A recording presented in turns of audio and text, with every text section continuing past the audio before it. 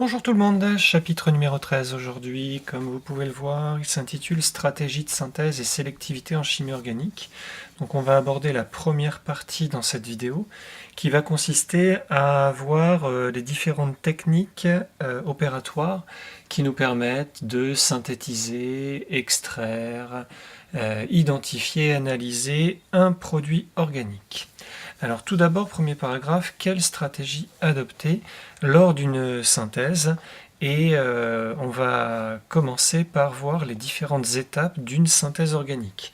Alors dans le diaporama, j'ai rien de spécial à vous montrer, mais comme vous pouvez le voir sur la feuille que je vous ai distribuée, bien évidemment, l'opérateur, lorsqu'il va décider de faire une synthèse organique, il va au préalable faire des choix. Alors tout d'abord, il va réfléchir aux réactifs utilisés pour avoir le meilleur rendement possible, pour limiter les pertes bien évidemment.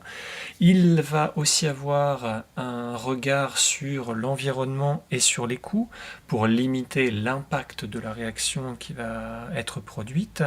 Et bien évidemment, il va faire attention aux règles de sécurité, que ce soit au niveau des produits ou des déchets qu'il va utiliser ou générer. Donc pour réaliser tous ces choix, bien sûr, la lecture des pictogrammes de sécurité, des caractéristiques physiques et chimiques des réactifs et des produits sont absolument indispensables au préalable. Il faudra dans cette synthèse organique, bien évidemment, choisir les quantités de réactifs adaptées à la quantité de produits que l'on veut obtenir. Il va falloir choisir le montage également qui va être le plus adapté. Utiliser ou non un catalyseur, choisir le meilleur solvant, savoir s'il est nécessaire de chauffer ou pas, et savoir si les conditions expérimentales nécessitent l'emploi de gants, de lunettes, d'une hotte. Tout ceci, c'est un travail préalable qui va se faire avant le début de l'expérience. Une fois que ce travail préalable a été choisi, eh bien on va pouvoir commencer l'expérience et nous, on va pouvoir expliquer chacune des techniques que l'on va pouvoir rencontrer. La première de ces techniques emploie le montage que vous avez sur cette image. Il s'agit d'un dispositif de chauffage à reflux. Donc vous voyez sur cette photo le chauffe-ballon, un système réfrigérant à boule avec l'entrée de l'eau qui se fait par le haut et la sortie de l'eau par le bas. Ce système de chauffage à reflux, c'est un système très très classique employé pour les synthèses organiques. Alors dans chauffage à reflux, il y a deux termes qui interviennent, qui ont chacun leur importance. Le chauffage, eh bien, vous devez avoir une idée de la raison pour laquelle on chauffe ici dans cette synthèse organique, c'est pour avoir une réaction qui est accélérée, puisque la température est un facteur cinétique. Donc le fait de chauffer permet de limiter la durée de réaction et donc les coûts d'intervention. Le problème du chauffage, c'est qu'il génère des vapeurs. Ces vapeurs, si on n'y fait pas attention, elles vont être perdues. Et donc le système de réfrigérant, ici, permet de refroidir les vapeurs qui vont être produites et donc montées dans ce réfrigérant. Le refroidissement de ces vapeurs permet de les condenser et les gouttelettes vont retomber dans le ballon. C'est ça le phénomène de reflux. Le reflux, c'est le retour des substances chimiques qui sont parties donc sous forme de vapeur et qui reviennent, qui refluent sous forme de gouttelettes. Alors quel est l'intérêt d'un tel montage? Je l'ai dit, c'est de permettre d'accélérer la réaction, chauffage, sans perte de matière. C'est le principe du reflux. Au niveau de la schématisation de cette expérience, on retrouve donc les éléments dont je vous ai parlé, le chauffe-ballon, le ballon qui contient le mélange réactionnel, les grains de pierre ponce, on en reparlera tout à l'heure, le rôle de ces grains de pierre ponce, Le système réfrigérant, droit ou à boule permet une meilleure contact, une meilleure diffusion donc de la chaleur, enfin du froid plutôt, et donc une meilleure efficacité. L'arrivée de l'eau toujours par le bas, la sortie par le haut. Le système élévateur qui est ici, c'est un système de sécurité. Lorsque la réaction est terminée, ou, cas plus problématique, lorsque la réaction s'emballe, on peut être amené à refroidir le plus rapidement possible le mélange réactionnel. Le chauffe-ballon est un système qui possède une inertie thermique quand même assez importante, et le simple fait d'éteindre le chauffe-ballon ne suffit pas à refroidir le mélange. Donc le système élévateur permet, lorsqu'on le baisse, de baisser le chauffe-ballon. Vous voyez que le ballon est maintenu sur la potence ici grâce à une pince, et donc quand on baisse l'élévateur, on sépare le chauffe-ballon du ballon, ce qui permet un meilleur refroidissement du mélange. Donc quelques remarques qui sont proposées donc sur votre feuille. La pierre ponce, qui peut être remplacée par des petites billes de verre, vont se retrouver dans le mélange et vont permettre une diffusion, dans le cas de la pierre ponce, de gaz qui est contenu dans la pierre. C'est une pierre très très poreuse, et ainsi de maintenir une pression à peu près stable en surface du mélange réactionnel, évitant ainsi des gros bouillonnements. On dit qu'on a une ébullition douce qui permet une meilleure réaction chimique à l'intérieur. Le rôle du support élévateur, je vous en ai parlé.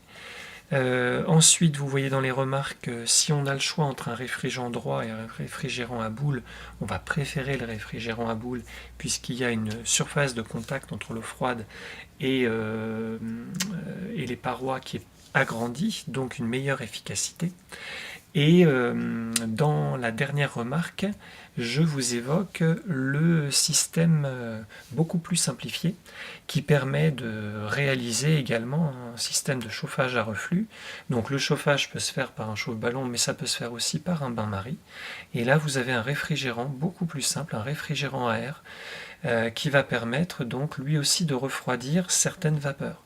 Les vapeurs sont donc produites à température élevée, l'air ambiant est quand même nettement plus frais, et donc les vapeurs vont monter dans le tube, se retrouver à une température plus faible et vont se condenser à nouveau pour retomber dans le mélange réactionnel. Donc ça fonctionne aussi, mais c'est quand même d'une moins bonne efficacité.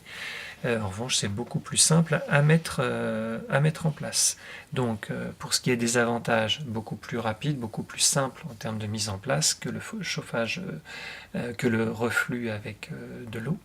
Mais l'inconvénient, évidemment, c'est qu'il est moins efficace, et donc va sans doute entraîner quelques pertes supplémentaires, ce qui va affecter bien évidemment le rendement. Une fois que la synthèse est terminée, bien évidemment, il va falloir isoler le produit fabriqué. Parce que le produit fabriqué, bien évidemment, ne va pas être tout seul présent dans le mélange réactionnel une fois que la réaction est terminée. On rajoute bien évidemment en général des substances qui permettent d'accélérer la réaction, de permettre un meilleur contact entre les réactifs, donc un solvant. On peut être amené à rajouter un catalyseur. Les réactifs en général sont positionnés pour qu'il y en ait un qui soit en excès, en large excès, donc forcément il en reste à la fin. Bon, tout ça pour vous dire que le produit qui nous intéresse à la fin n'est pas le seul présent dans le ballon, et donc on va être amené à l'isoler. Pour l'isoler, tout dépend sous quelle forme on l'a fabriqué. La situation la plus simple, c'est si le produit fabriqué est un solide. Dans ce cas, une filtration va permettre de le séparer du reste du mélange. Donc vous avez ici sur l'image le schéma d'une filtration dite simple, filtration par gravitation, c'est-à-dire qu'on va mettre le mélange dans un filtre et on va attendre tout simplement que la filtration se fasse. Donc on a besoin pour cela d'un entonnoir, d'un papier filtre et d'un récipient qui permet de récupérer le filtrat. Il existe une technique qui permet d'obtenir un résultat meilleur et plus rapidement il s'agit de la filtration sous vide. Donc la filtration sous vide fait intervenir ce dispositif-là. Vous avez ici une fiole à vide, dite à vide, parce qu'elle est reliée à une trompe à eau ou trompe à vide. Donc un des tuyaux est relié au robinet d'eau. On ouvre le robinet, l'eau va circuler là comme ça verticalement, et la circulation d'eau génère une aspiration dans ce tuyau qui est là, relié à la fiole à vide. Donc l'air qui est ici se trouve aspiré, et donc le mélange que l'on va verser ici va aussi se trouver aspiré. Donc ce dispositif-là, cette sorte d'entonnoir s'appelle un Büchner, et on y met bien sûr un papier filtre, puisque les trous du Büchner sont bien trop gros pour permettre une filtration toute simple. Donc le papier filtre dans le Büchner, et on met en route l'aspiration, on verse le mélange dans le Büchner, on obtient ainsi un solide qui va être séché beaucoup plus vite et qui va être séché de manière beaucoup plus efficace. Donc pour ce qui est de la filtration simple en termes d'avantages, vous avez bien sûr une économie d'eau, il n'y a pas cette eau qui est utilisée. Autre avantage, la mise en place est beaucoup plus rapide. L'inconvénient, c'est que la filtration est plus lente et elle est moins efficace. Le solide obtenu sera moins sec et il sera peut-être également davantage chargé en impuretés. Donc voilà pour les avantages et les inconvénients d'une filtration simple. Évidemment, ce qui est un avantage pour la filtration simple devient un inconvénient pour la filtration sous vide et inversement. Donc vous n'avez qu'à inverser avantages et inconvénients dans le tableau qui compare les deux phénomènes, les deux types de filtration. Donc là, c'était le moyen de récupérer donc le produit formé s'il est à l'état solide. Hop, donc ça, je vous ai déjà évoqué tout ça. La deuxième possibilité, c'est si le produit fabriqué est à l'état liquide, dissous dans un solvant, dissous dans le solvant qui a été utilisé pour réaliser l'expérience. Donc dans ce cas-là, il va falloir aller chercher ce produit fabriqué avec un autre solvant. Et bien évidemment, le solvant que l'on va choisir, qu'on appelle le solvant extracteur, ne va pas être choisi ne pas être choisi au hasard. Il faut que la substance qui est présente dans le mélange réactionnel, donc la substance produite, se dissolve mieux dans le solvant extracteur qu'on va rajouter que dans le solvant qui est présent ici. Ainsi, après mélange, la substance fabriquée va se délocaliser et se retrouver dans le solvant extracteur. Donc cette technique s'appelle l'extraction par solvant et elle utilise une ampoule à décanter.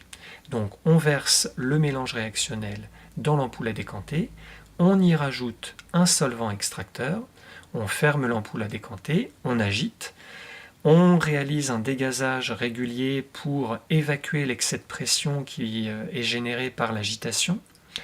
Et ensuite, donc, on récupère deux phases présentes dans l'ampoule à décanter, puisque j'ai oublié de le préciser. L'un des deux critères pour choisir le bon solvant, c'est bien sûr que la substance qui nous intéresse, le produit fabriqué, soit plus soluble dans le solvant choisi que dans le solvant d'origine, mais bien évidemment, pour pouvoir séparer ce solvant extracteur, il doit être non miscible avec le solvant du mélange réactionnel. Ainsi, on obtient bien deux phases. Alors supérieure ou inférieure, tout dépend de la densité des solvants utilisés, mais peu importe. Ce qui compte, c'est qu'il y ait une séparation, et ainsi on récupère la phase qui nous intéresse.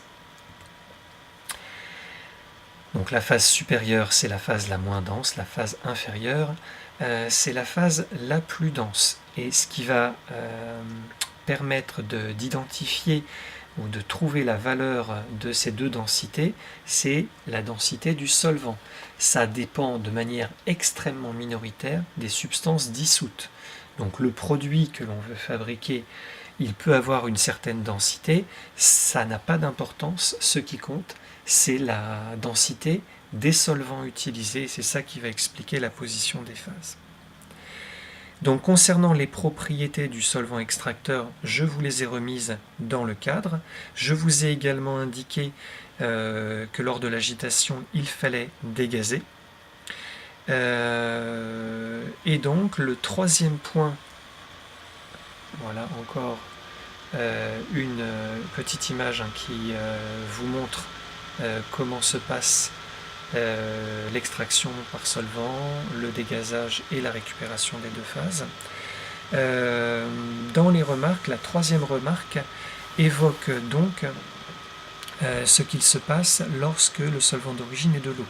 On choisit donc un autre solvant, on récupère une phase dite organique, mais le fait d'avoir mélangé ici entraîne en général la présence d'un tout petit peu d'eau, de quelques traces d'eau, dans la phase organique qui nous intéresse. La phase organique, admettons que ce soit celle-là, enfin peu importe. Donc la phase organique récupérée contient donc éventuellement quelques petites traces d'eau sous forme de micro-gouttelettes. Cette eau ne nous intéresse pas du tout. Et donc on va rajouter à la phase organique un solide qui va absorber cette eau qui ne nous intéresse pas. Ce solide doit donc être anhydre, peu importe son nom, mais en tout cas il doit être anhydre, de manière à absorber, à capter cette eau. Et une simple filtration permettra ensuite de se séparer de ce solide qui aura capté l'eau, et ainsi on récupérera une phase organique complètement exempte d'eau.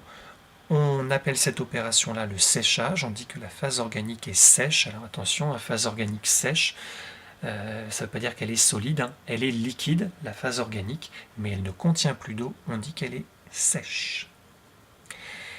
Autre chose que l'on peut être amené à faire, si le solvant que l'on a utilisé ne se dissout pas, ne se mélange pas avec l'eau, en général, il se mélange encore moins bien avec l'eau salée. L'eau salée génère donc des ions présents dans la solution, et les solvants organiques, en général, sont totalement hydrophobes, ou en tout cas très très hydrophobes. Ils le sont encore plus avec des substances ioniques, des solutions ioniques.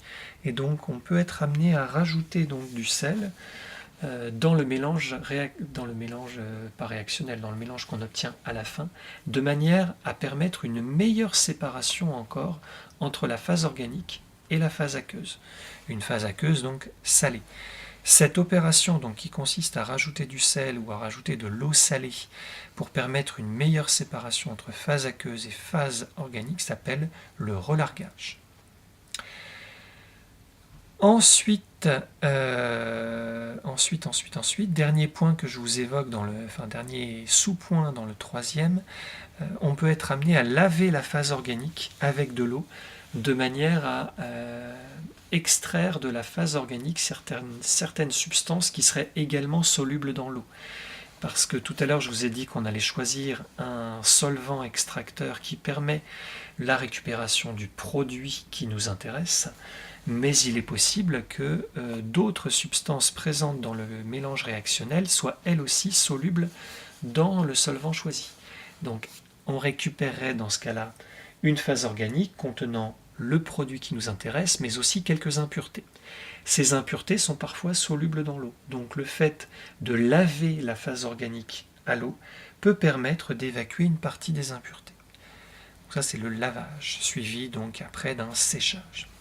Une fois que ces opérations ont été réalisées, normalement on récupère une phase organique qui va donc contenir le solvant qui a été choisi et la substance qui nous intéresse. Le solvant, c'était un moyen pour aller chercher la substance. Une fois qu'il a joué son rôle, le solvant ne nous intéresse plus. Donc on va chercher à s'en séparer. Les solvants utilisés en général ont des faibles températures d'ébullition, donc on peut les isoler et les évacuer par ébullition. On peut utiliser des dispositifs d'évaporation sous vide. Donc le dispositif que vous rencontrerez peut-être en études supérieures s'appelle un évaporateur rotatif, mais vous avez déjà rencontré donc au lycée, en classe de seconde notamment, des systèmes d'évaporation avec des fioles à vide qui permettent d'obtenir le même genre de résultat. Donc on évapore le solvant une fois qu'il a joué son rôle et il ne reste ainsi plus que la substance qui nous intéresse. Bien, voilà donc comment on peut récupérer une substance. Alors maintenant, on arrive à l'étape suivante. On a récupéré un produit organique. On a fait différentes expériences pour le laver notamment, le purifier, l'isoler des substances qui ne nous intéressent pas. Malgré tout, il est possible que, malgré ces précautions qui ont été prises, la substance récupérée ne soit pas pure. Donc dans ce cas-là, on va procéder à une purification. Et pour purifier cette substance, eh bien, il existe différentes techniques qui dépendent de l'état dans lequel on a isolé le produit. Si le produit est un solide, dans ce cas-là, le solide qui nous intéresse enferme en lui-même des impuretés. Donc il va falloir redissoudre tout ça pour ensuite refaire apparaître le solide, mais sans les impuretés. Cette technique s'appelle la recristallisation. Pour cela, il va falloir choisir un solvant. Donc là, on a récupéré un solide. Vous le verrez, donc là, on va le faire en expérience jeudi matin. On va fabriquer de l'aspirine. L'aspirine fabriquée dans un premier temps n'est pas pure. Et donc, si l'on veut purifier cette aspirine, eh bien, on va devoir dissoudre l'aspirine fabriquée et les impuretés qu'elle enferme, et ensuite recristalliser uniquement l'aspirine.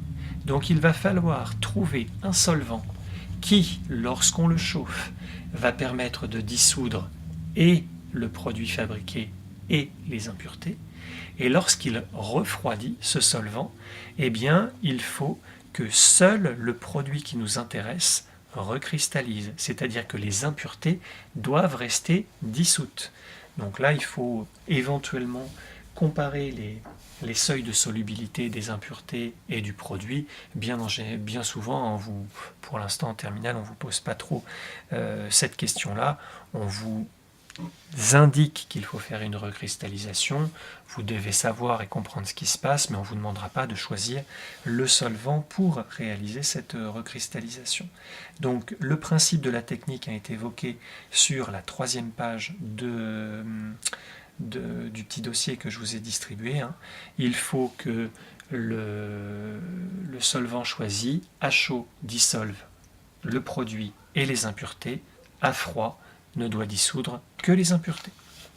Ça, c'est le cas où le produit fabriqué est un solide. Si maintenant le produit fabriqué est un liquide, eh bien la technique qui permet de séparer la substance qui nous intéresse des impuretés, vous la connaissez, elle est présentée sur cette diapositive.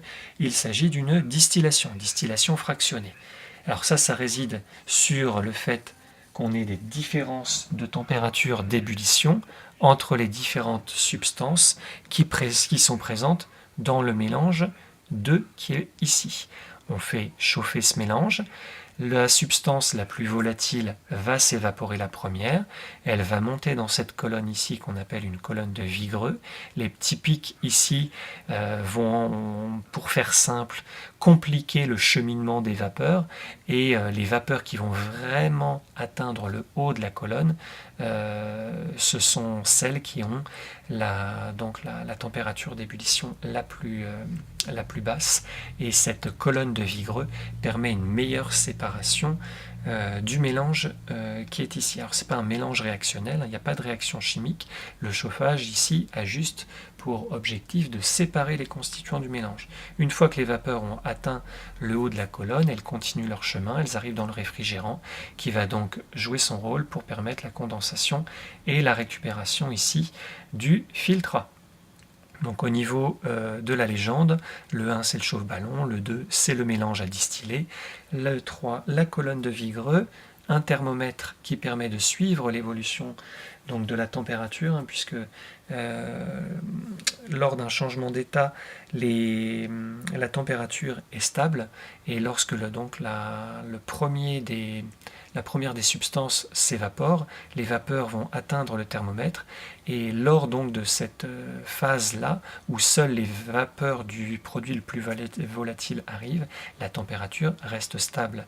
Lorsqu'elle remonte, ça signifie que d'autres vapeurs sont arrivées, et dans ce cas-là, il faut changer le récipient qui est ici pour bien séparer les constituants. Donc le 6 c'est un réfrigérant droit, le 5 c'est la circulation d'eau, avec l'eau qui arrive, comme vous le voyez sur les flèches, toujours par le bas. Une éprouvette graduée par exemple pour déterminer le volume de distillat récupéré, et donc le 8 c'est le distillat. Donc voilà la colonne de Vigreux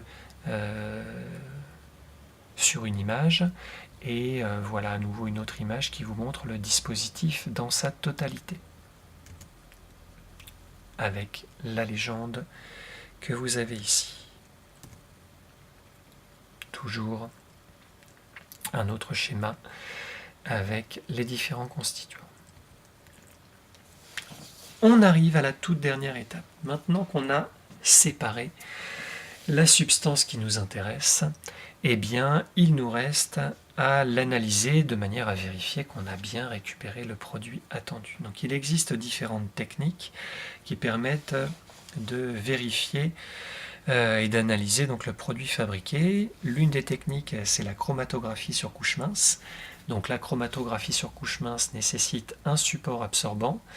On y fait donc une ligne ici qu'on appelle la ligne de dépôt. Vous voyez ici 4 points ou 4 petites croix qui permettent donc de déposer 4 échantillons.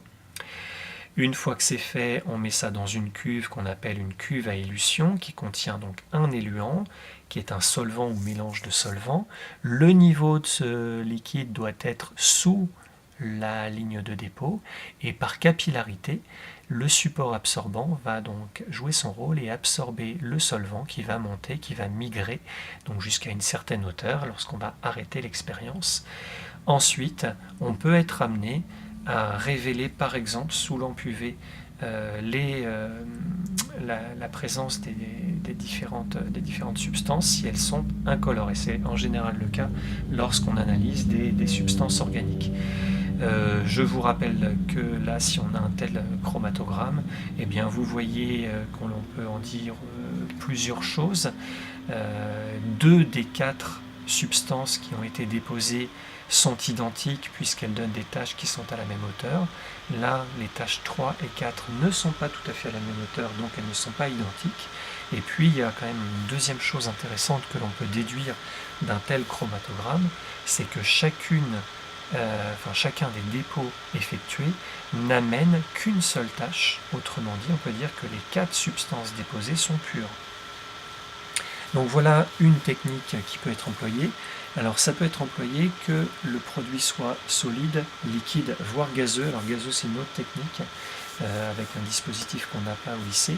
Mais si c'est un solide qui est fabriqué, il faut le dissoudre et ensuite déposer une goutte. Si c'est un liquide, c'est plus facile, on y dépose directement une goutte et on compare ça avec le produit pur que l'on peut attendre. On peut le comparer aussi au réactif utilisé pour voir s'il en reste ou pas. Si le produit fabriqué est pur, ça peut être intéressant.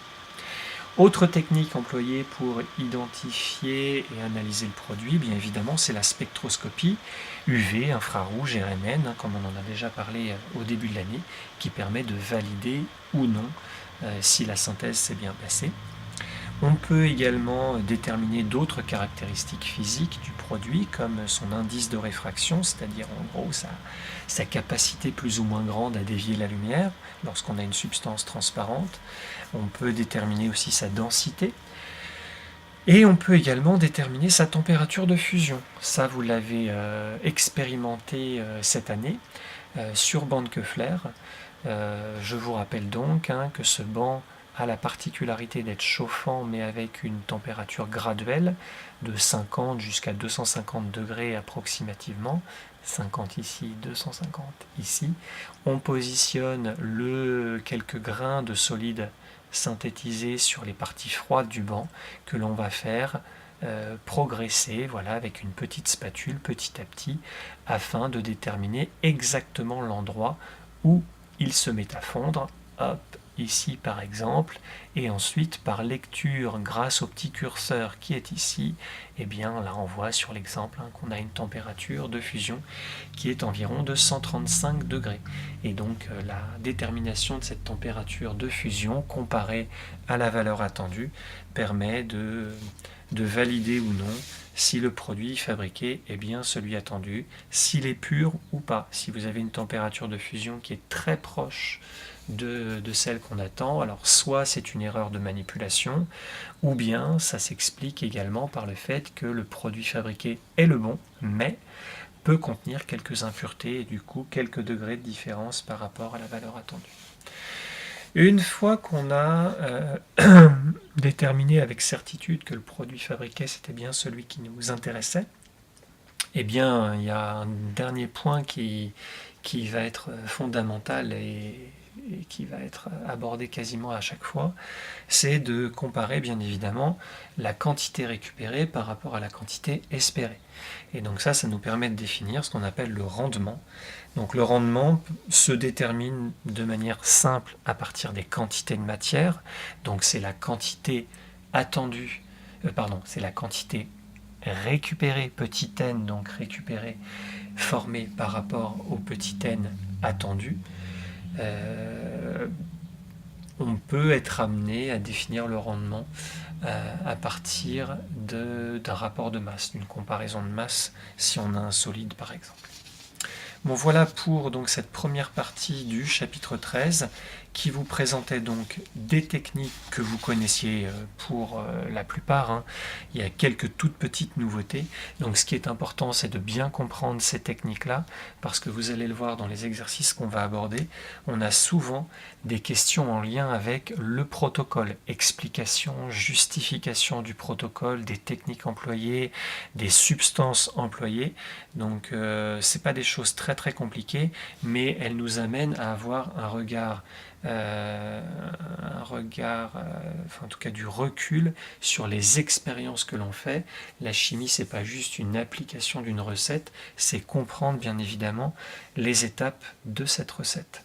Donc j'espère que cette vidéo vous aura permis de compléter l'ensemble donc du petit dossier que je vous ai distribué. Le chapitre 13 n'est pas terminé, il reste un paragraphe qui sera abordé en cours, puisque là il évoque quand même des choses un petit peu nouvelles. Donc on se retrouve en fin de semaine très bientôt pour la suite de ce chapitre. Bon courage à tous.